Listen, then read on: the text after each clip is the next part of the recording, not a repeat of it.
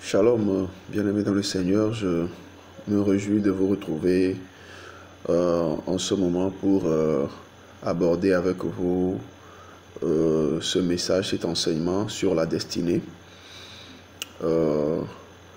Je vous souhaite la bienvenue à ce moment d'enseignement et je voudrais vous rappeler également que le thème que j'aborde aujourd'hui est le même que nous avions abordé la dernière fois lors de notre direct de la semaine. Quelques difficultés techniques ont empêché plus d'un de pouvoir suivre ce direct. Alors le thème c'était sur le chemin de la destinée et c'est le même thème que je vais reprendre pour vous aujourd'hui. Et je crois quand même que vous qui allez suivre, même si ce n'est pas en direct, le Seigneur vous parlera et touchera également vos cœurs. Je prie au nom de Jésus-Christ que toutes les difficultés que vous rencontrez sur le chemin de votre destinée soient bannies aujourd'hui, que le Seigneur apporte les solutions à ces difficultés que vous rencontrez justement sur le chemin de votre destinée. Alors le thème, comme je l'ai annoncé, c'est sur le chemin de la destinée. Alors déjà, quand nous parlons de destinée, dans la destinée, nous entendons destination. Et destination, la destination est plus facile à définir que le mot destinée. Et donc, quand nous comprenons la destinée comme étant le futur, l'avenir, là où nous allons arriver, le niveau d'accomplissement de notre vie, nous pouvons dire d'abord que la destination, c'est un point d'arrivée. Donc, c'est un point d'arrivée. Donc, quand on dit que quelqu'un a accompli sa destinée, ça veut dire que la personne a atteint le point d'arrivée prévu par Dieu. Il peut arriver que vous pensez avoir atteint votre destinée alors que la destinée n'a pas réellement atteint. Je veux dire par là que vous pouvez réussir certaines choses dans votre vie et penser avoir accompli réellement votre destinée. Mais quand on parle de destinée, il s'agit du point d'arrivée que Dieu a prévu pour vous. Est-ce que ce que Dieu a prévu pour vous, là où Dieu a prévu que vous arriviez, vous avez pu arriver ou bien atteindre ce niveau? Voilà en quoi on parle d'accomplissement de destinée. Alors pour accomplir sa destinée, il faut à la base savoir là où on va. Il faut justement savoir là où on va. C'est en sachant là où on va, la destinée que Dieu a prévue pour nous, que nous pouvons avoir une vision, que nous pouvons avoir une planification pour pouvoir atteindre notre destinée. Dans le livre de Genèse, chapitre 37, les versets 6 et 7, nous voyons dans la vie de Joseph. Vous voyez, aujourd'hui, je vais vous parler beaucoup de la vie de Joseph. Je sais que vous connaissez déjà l'histoire de Joseph, mais nous allons prendre certaines étapes de la vie de Joseph pour apprendre ce que nous appelons destinée ou comment on accomplit la destinée de Dieu pour notre vie. Alors là, nous voyons déjà que Joseph a eu des songes où le Seigneur lui révélait son futur, ce qu'il allait devenir. Le Seigneur lui révélait en fait sa destinée. Donc là, lorsqu'il voit à partir du verset 6, les songes dans lesquels il liait les gerbes avec ses frères et que sa gerbe a dépassé celle de ses frères, Dieu était en train de lui dire qu'il allait être plus grand que ses frères et surtout que les autres gerbes se prosternaient. Donc ça veut dire que ses frères allaient se prosterner devant lui. En fait, Joseph était en train de voir la destinée de Dieu pour sa vie, ce qu'il allait atteindre dans le futur. Alors, sur le chemin de la destinée, je viens de dire que lorsque vous voulez atteindre votre destinée, il faut déjà croire en cette destinée. Il faut avoir foi en votre destinée. Il faut croire que Dieu a établi une grande destinée pour votre vie et avoir une idée de cette destinée-là. C'est ça qui va vous amener à ne pas faiblir. Sinon, sur le chemin, il y a des obstacles. Mais si vous savez où vous allez, vous n'allez pas faiblir. Donc, que le Seigneur vous aide, vous qui suivez ce message, à ne jamais faiblir sur le chemin de votre destinée. Alors, sur le chemin de la destinée, vous devez savoir que lorsque ta destinée est grande, quand ta destinée est grande, tu vas faire face à la jalousie. Tu vas faire face aux jaloux qui te persécutent sans raison. Si vous avez déjà rencontré des personnes qui vous persécutent sans raison, vous avez rencontré des personnes qui vous en veulent, qui sont aigris contre vous alors que vous ne leur avez rien fait, ne vous étonnez pas, sachez que c'est parce que vous avez une grande destinée, soit en famille, au travail, ou même des gens qui ne vous connaissent pas, qui commencent à vous haïr sans raison. Sachez donc que vous avez une grande destinée. Pourquoi? Parce que vous devez comprendre que des gens voient votre destinée peut-être mieux que vous. Au moment où vous souffrez, au moment où vous êtes dans des difficultés, dans des moments où vous vous cherchez, comme on peut le dire, certaines personnes qui paraissent mieux que vous commencent à vous persécuter et vous vous dites, mais eux, ils sont déjà arrivés, pourquoi est-ce qu'ils me persécutent? C'est parce que cette personne a vu en vous une grande étoile. Notez que lorsque Jésus-Christ est né, les mages sont venus l'adorer parce que ces mages avaient déjà vu depuis tout petit que Jésus-Christ était un roi. Et Hérode cherchait à le tuer. Donc pour vous dire que la destinée d'une personne se voit. Les mystiques voient ça vite. Et même si la personne n'est pas mystique, c'est facile pour certaines personnes de détecter que vous avez une grande destinée, de voir que vous avez une plus grande destinée qu'eux. Donc ces personnes vont vous persécuter. Donc ne soyez pas gênés de la jalousie. Donc ses frères étaient jaloux de lui. C'est pour cela qu'ils ont tenté de le tuer. Je parle de Joseph. C'est pour cela qu'ils ont tenté de le tuer. Et quand ils n'ont pas pu le tuer, ils l'ont plutôt vendu. Vous savez, lorsque les Noirs étaient vendus comme esclaves pour aller travailler dans les plantations, c'est un regret pour les familles de voir partir les bras valides. C'est un regret pour les familles. Les Noirs étaient enlevés de force, la traite négrière. Les hommes étaient enlevés, arrachés à leur famille de force. Mais ici, regardez comment une famille va vendre un fils. Je parle des frères qui vendent Joseph. C'est ses propres frères qui le vendent. Pourquoi? Quel mal leur a-t-il fait?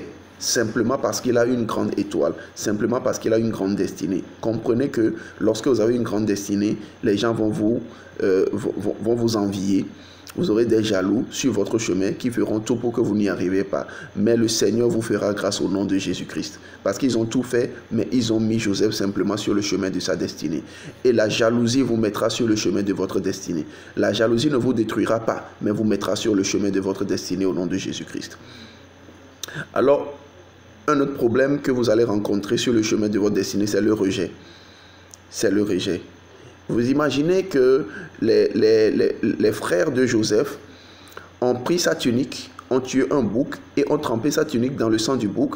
Ils ont apporté la tunique à leur père pour dire « Ton fils a été dévoré ». Et ils l'ont vendu. Et ils ont fait croire qu'il était mort.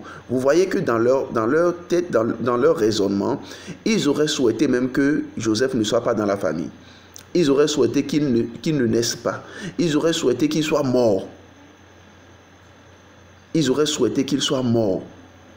Quand bien même ils n'ont pas pu le tuer, ils se sont comportés comme si Joseph ne devrait pas naître.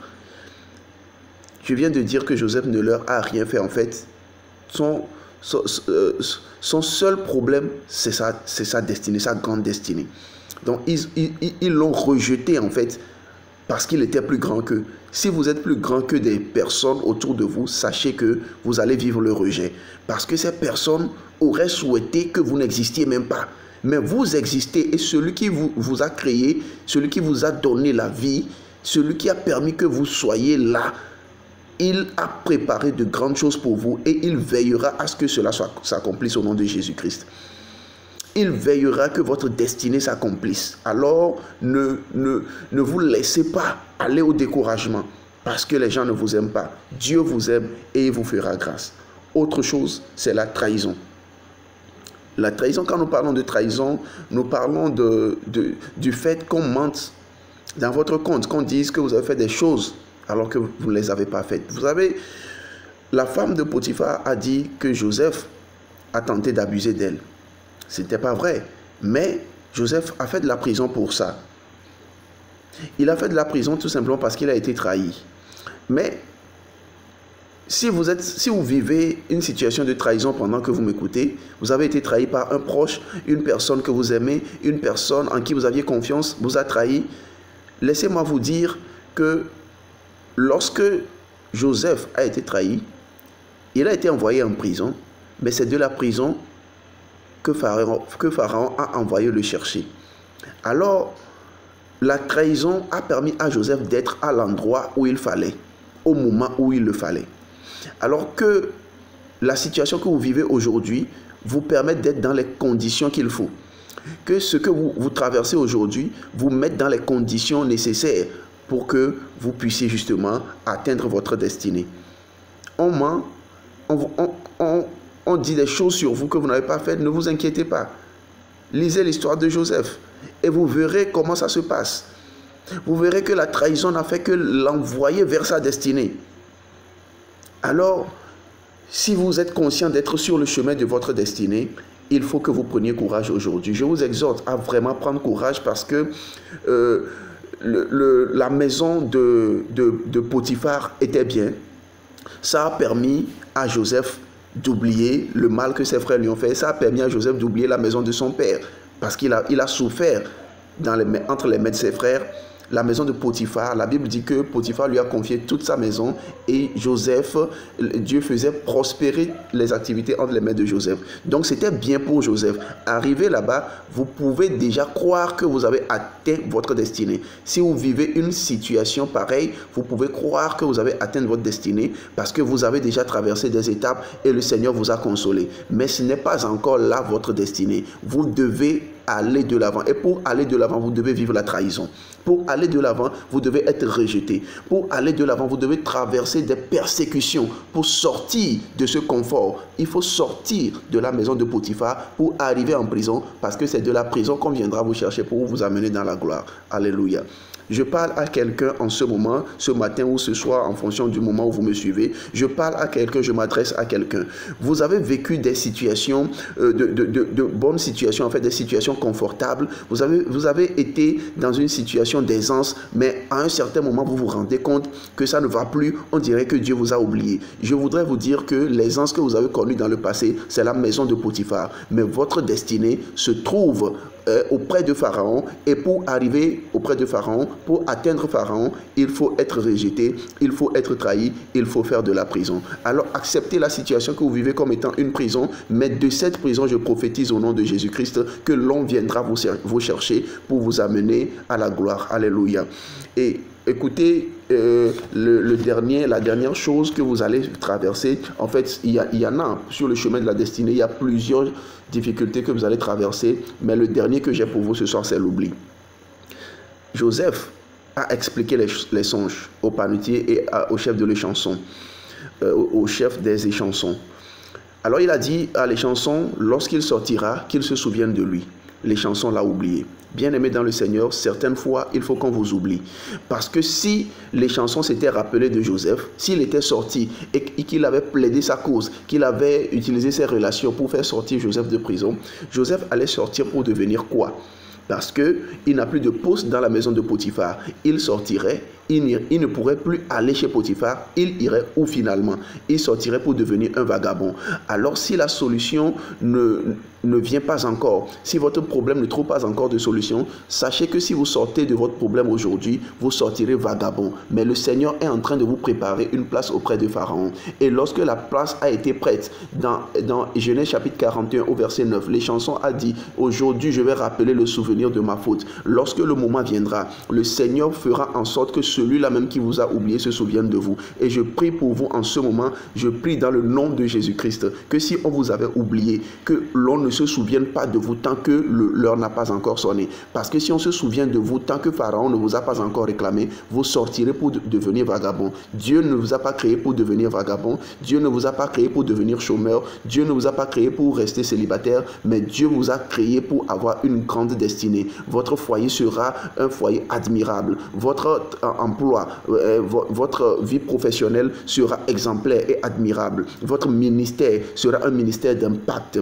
Si l'heure n'a pas encore sonné, alors ne forcez pas. Priez seulement. Je prie pour quelqu'un en ce moment que le chemin de votre destinée, quelle que soit la difficulté, que ce chemin soit vraiment tracé pour que vous puissiez atteindre réellement votre destinée. Je vais rappeler le souvenir de ma faute. Et il s'est rappelé de Joseph. Alors le jour là, Joseph est sorti et il est allé droit dans sa destinée, il allait devenir gouverneur. Et c'est étant gouverneur de l'Égypte que ses frères sont venus se prosterner devant lui. Et la destinée que Dieu lui a révélée depuis tout petit s'est accomplie. Mais il a dû payer le prix. Il a dû être fidèle à Dieu. Il a dû tenir bon. Il a dû être courageux pour que la destinée s'accomplisse. Et je vous prie maintenant de prendre courage, de ne pas faiblir, parce que votre destinée est encore devant vous. Ce que Dieu vous a promis ne s'accomplira pas tant que vous restez sur le chemin, tant que vous n'arrivez pas au bout. Ses frères ne peuvent pas se prosterner devant lui quand il est en prison, quand il est dans la maison de Potiphar. Si ses frères venaient vers lui au moment où il est encore dans la maison de Potiphar, ou au moment où il est encore esclave ou prisonnier, je ne sais pas, comment ses frères peuvent-ils se prosterner devant lui? Mais cette prosternation était possible parce qu'il était au poste de gouverneur ou de premier ministre, je ne sais pas. Alors, pour que la destinée s'accomplisse, il faut que vous poursuiviez jusqu'à atteindre le niveau nécessaire pour que les gens, les personnes qui vous ont méprisé puissent venir reconnaître que vous êtes réellement l'envoyé du Seigneur. Je prie pour vous aujourd'hui que quelqu'un qui te méprise, reconnaisse qui tu es. Mais le moment viendra, ne te presse pas. Aie seulement confiance en Dieu. Sur le chemin de la destinée, ce sera difficile. Le chemin sera difficile, mais le Seigneur t'amènera dans ta destinée. Je prie que la grâce te soit accordée, que la main du Seigneur soit sur toi, que ce chemin ne te décourage pas. Je prie au nom de Jésus, je déclare que ta destinée n'est plus loin. Elle s'accomplira. Elle est déjà là. Que la main du Seigneur repose sur toi. Reçois la grâce en abondance dans le précieux nom de Jésus-Christ de Nazareth. Amen. Que Dieu vous bénisse. À la prochaine.